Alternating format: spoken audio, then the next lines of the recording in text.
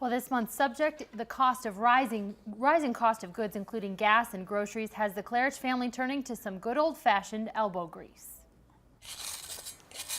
Can't say I've ever fixed this part before. I've got one of those help fix your car books. If you want it done right, you do it yourself. It gives you kind of like half the instructions, enough to be dangerous. The same lesson apparently applies if you want it done within your budget. Just from other repairs that I've had done, I would have guessed that it probably would have been $500 to $800 because they'd look at it and they'd see all the other stuff that's wrong with it too and have to fix it. And that's not an option at the moment. But even though David Claridge is saving money on his car repairs, this could be trickier than I thought. That doesn't mean the gas to fill it or the other family cars is any cheaper. Laurelyn Claridge says instead of filling up the tank, the family is opting for more money-saving measures. Now I spent 20 and only got 5 gallons.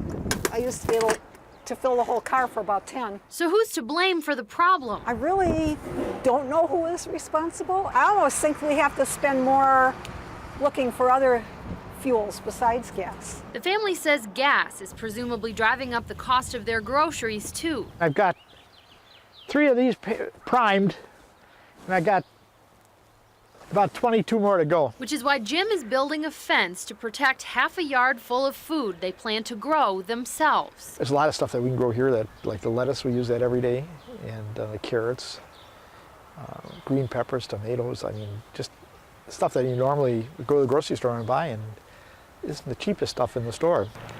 The growing concerns about costs have them paying attention to what politicians say. The Claridge request: don't paint with a broad brush. Don't tell me you're going to fix it. Show me how you're going to fix it. Show me a plan.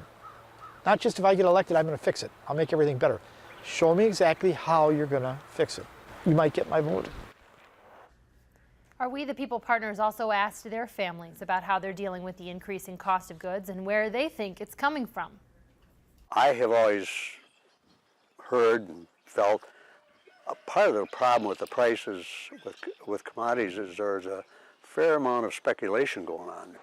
Palmer Hoffland is a retired banker from Viroqua. He says he's had sticker shock recently from both gas and grocery prices, but believes the higher costs are the new normal.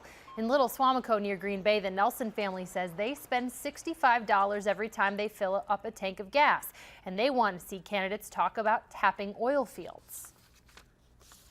Just that they're going to open up regulations and give more permits to drill and things like that, because that's the only thing we can do to increase supply, which will lower demand and the market price will drop. To read more about other families participating in our We the People project, go to WTPeople.com.